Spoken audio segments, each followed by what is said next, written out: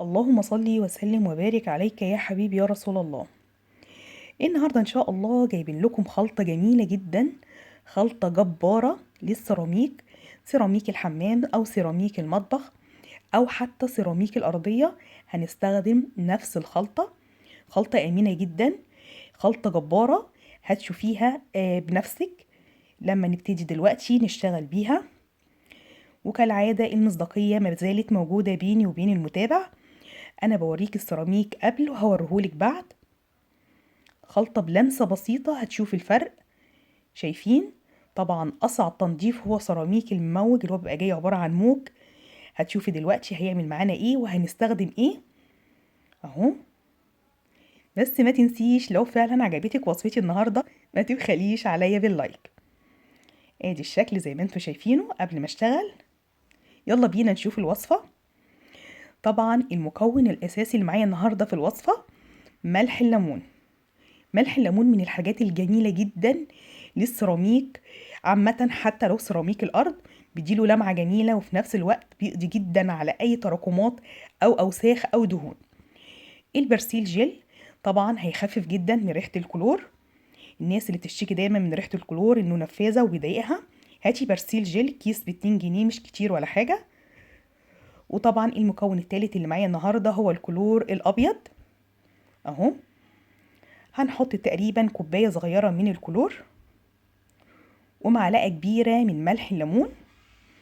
محتاجين الوصفة دي تقعد لمدة 5 دقايق زي ما نقول كده بتتفاعل مع بعضها، مش هنحطها على طول، يعني نسيبها 5 دقايق كده على جنب، تقليبة كده بسيطة اهو، واركنيها لمدة 5 دقايق.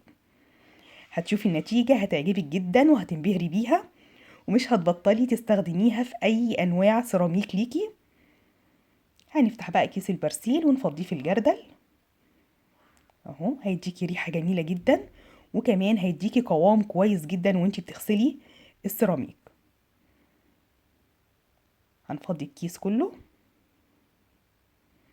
وهنقلب بقى الخلطة بتاعتنا كويس علشان لما نشتغل بيها نلاقيها كده مرغية وتسهل علينا على طول واحنا بندعك السيراميك بتاعنا اهو. ريحتها جميلة جدا ومش هتحسي بأي حاجة لما تيجي تستخدميها مع الكلور وملح الليمون. ننزل بقى بالخلطة كده بتاعتنا اهي. وصفة جميلة ويلا بينا بقى نشتغل بيها. هشتغل معاكم بالفرشة، اسهل طريقة للسيراميك المموج هي الفرشة بتاعت البلاط، الفرشة بتاعتنا. هتشوفي دلوقتي اهو. هلبس بس الجوانت وهنرجع نشتغل. شايفين المنظر اهو. في اقل من الثانية مش هتلاقي اي اوساخ ولا دهون ولا تراكمات ولا اي حاجة. حتى الحاجات اللي لازقة في السيراميك زي ما انتوا شايفين كده طنانة طلعت كلها اهو اهو. في اقل من الثانية انتي مش محتاجة تعملي اي مجهود اهو. وبالمية على طول عشان تشوفوا النتيجة على طول معايا اهو.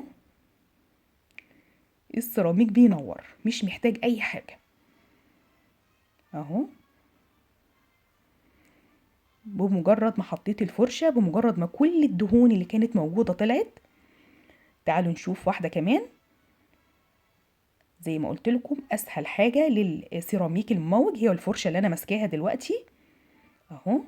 اي حاجة داخل التمويجة هتلاقيها طلعت، مش هتاخد منك وقت خالص اهو اهو. بالمية على طول. شايفين؟ مفيهاش اي حاجة خالص ومش محتاجة اي حاجة، في اقل من الثانية اهو.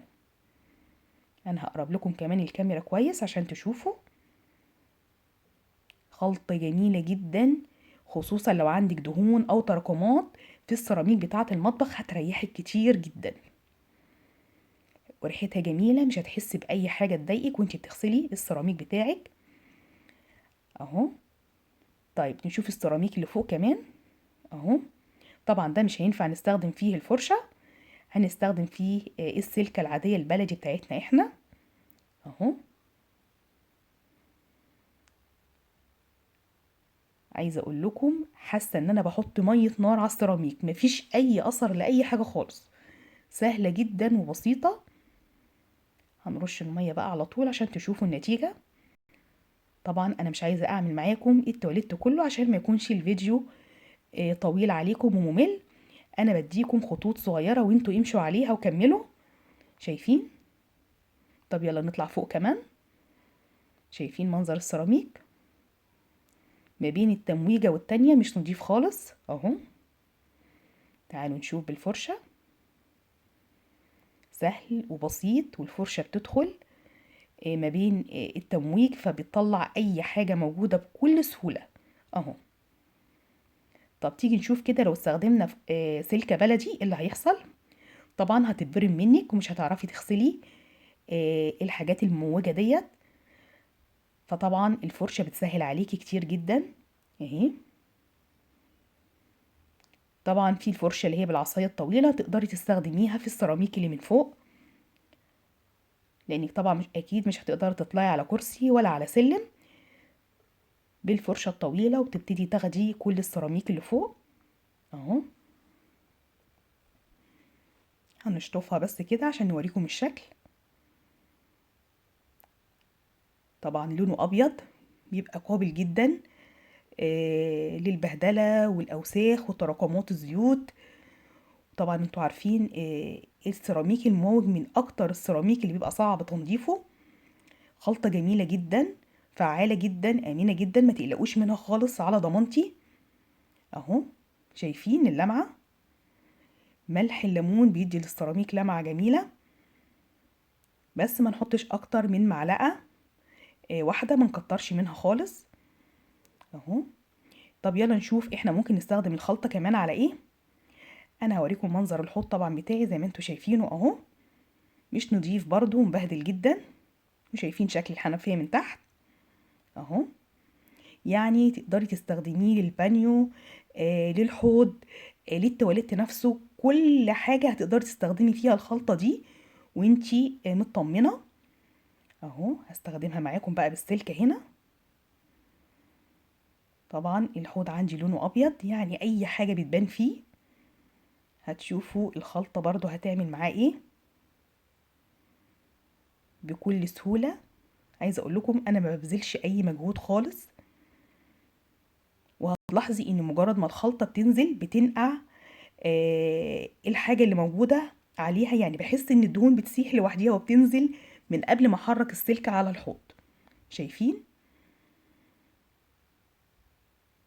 خلطه مضمونه وجميله زي ما قلت لكم اهو. خلاص كده انا هشرف الحوض بتاعي وهتشوف النتيجه بتاعته عامله ازاي. طبعا ليه تكمله والحنفيه كمان ليها تكمله، بس انا زي ما قلت لكم انا بحط لكم خطوط صغيره وانتوا كملوا عليها اهو. طبعا فرق شاسع قبل وبعد، تحسي ان الحوض بتاعي بينطق من النظافه بتاعته. خلاص كده تمام. شايفين؟ مش محتاجه اي مجهود خالص. عندك بقى سيراميك المطبخ بتاعك لو في اي دهون متراكمه تقدري تستخدمي الخلطه دي، وكمان في الحمام بتاعك كل الحاجات اللي موجوده في الحمام تقدري تستخدمي برضو الخلطه دي اهو. دي كانت الوصفه بتاعتي النهارده، اتمنى تكون عجبتكم، ويا ريت لو عجبتكم وصفتي ما تنسونيش في الشير واللايك. شكرا ليكم ولمتابعتكم، والسلام عليكم ورحمه الله وبركاته. بحبكم في